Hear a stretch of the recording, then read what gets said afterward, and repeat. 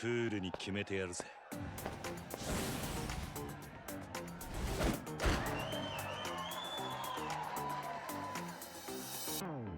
Hey everybody, what's going on? This is Matt, and today I want to talk about an amazing video game to help you learn Japanese, and that is Yakuza 0. And Yakuza 0 is an amazing game. It's really fun, but not only that, I think it's a great kind of tool to help you to learn Japanese, especially if you're kind of in that beginner or intermediate phase. And I think that with video games, it can be very difficult to kind of use them to help you learn a language at times, right? Depending on the video game, it can be very challenging, very intimidating, and very overwhelming. And at times, it's very difficult to have fun while learning the language at the same time, right? It's very difficult to kind of get both at the same time, especially if you're a beginner or intermediate. But with a game like this, I think that it can be super, super helpful for you overall. And I think that if you just kind of, stick with it and really kind of put some focus in on the learning aspect of things, you can get a lot out of this game. So what is Yakuza 0? Well, Yakuza 0 is not a Grand Theft Auto clone. It's more of an action-adventure game that takes place in 1980s Japan in Kamurocho, where you take control of two main protagonists and go through this huge story. And the thing about this game that I really like is that the storytelling of this game is just incredible and has some of the best voice acting I've ever seen in a video game. Not only that though, there's just so much to do. There's side quests, there's mini games, there's just so much to do and so much to experience. But one thing that I really like about this game, especially if you're learning Japanese, is that it really is something that you can really get fully immersed in without getting too overwhelmed. So normally when you play a video game in a foreign language, you have to change the language of the game in of itself, right? And with that, there's not normally kind of subtitles in your kind of own native language. So you really have to kind of dive into the deep end and really just try to look things up as you go and play the video game. But with this game, the game is fully in Japanese, but with English subtitles. And the voice acting in Japanese is incredible. I mean, it really is top tier. And so really, from a language learning perspective, the big thing that you're getting out of this game is a lot of listening comprehension. But you're getting that listening comprehension with English subtitles, which is huge. So with a lot of games, if you convert or change the language into the target language, you're generally not going to have subtitles in English, right? You might have subtitles in your target language, so it's a little bit difficult at times. So that's why I'm saying if you're a beginner or intermediate, this game can be very huge because the game is kind of by default in Japanese, but you can follow along with English subtitles. So it's kind of like watching Japanese media with English subtitles in of itself, but it's a video game. And one thing that I really like about this experience as well is that you're not bombarded by language learning the entire experience, right? There's going to be these instances where you're following the story, you're listening to Japanese and you have the English subtitles, but then you're doing other things, whether it's combat, mini games, or even just navigating the menus in English. So you're kind of getting these bursts of language learning here and there, but then you kind of rest, right? Then you just kind of focus in on the game, whether it's combat, mini games, or something along those lines. So in that sense, you kind of get a break from language learning. It's not too intimidating,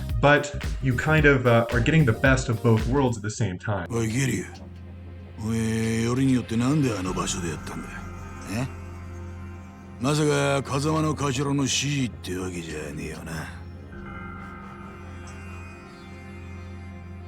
おやっさんの指示ってなんでおやっさんの名前が出てくるんすか And like with any video game, it's really easy at times just to focus in on the video game and not the language learning process in of itself. So while you're playing this game, I would really highly encourage you to just really focus in on the Japanese that you're listening to and really try to kind of understand the meaning of it. And of course, if you need a guide, you have the English subtitles below. Now, the whole game is not fully voice acted. All the story is, there's a big chunk of the game that is voice acted, but there are points where there is kind of no Japanese going on. So that is kind of a downside of the game. However, if you're looking for more of a challenge, you can take off the subtitles in English. You can actually replace them with Japanese, or you can change the entire UI of the entire game into Japanese. So you kind of have different difficulty levels depending on where you are at your skill in the language. So on a basic, very easy level, you can just play the game in English, and of course you're getting that Japanese audio at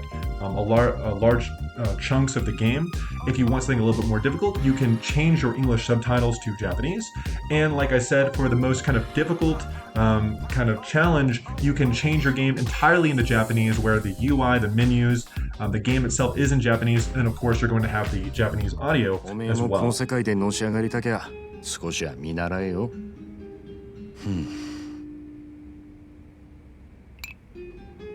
つってもおめえはそういうタイプじゃねえってことか。俺はおやっさんの背中を追いかけてこの世界に入った。孤児だった俺ら拾ってくれたあの人のために。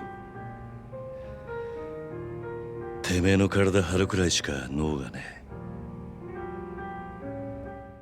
So as you go about playing this game, my biggest suggestion is to really focus in on the language learning aspect of things. It's very easy to not focus in on the language learning aspect and just play the video game, especially just depending on what kind of game you are playing. And with this, I think it's no different. It's very easy to just kind of go on autopilot mode and really not focus in on the kind of listening comprehension side of things and just try to kind of phase that out and just focus in on the subtitles. So to really get the most out of this experience, I think you really want to really focus in on the listening comprehension of things. And if you're going to go for those more difficult kind of options where you're going to change your game into Japanese, take things slow. It's going to be intimidating and overwhelming at first, but if you keep with it, I think that it'll become better and better over time. And of course, if you're playing this game on Steam, you can have another tab open with Google Translate and look up words as you go about playing the game, especially if you're kind of playing the game with those kind of more challenging settings of converting your entire game into Japanese. Of course, you can do that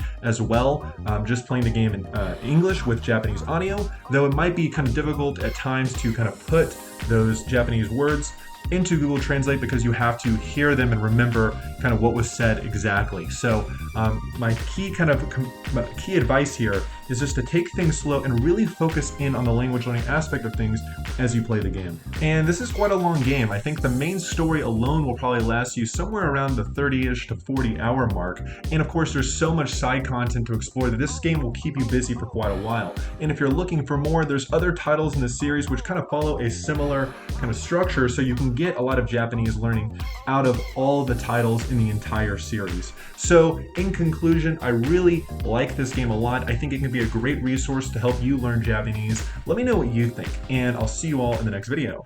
Take care. クールに決まったぜ。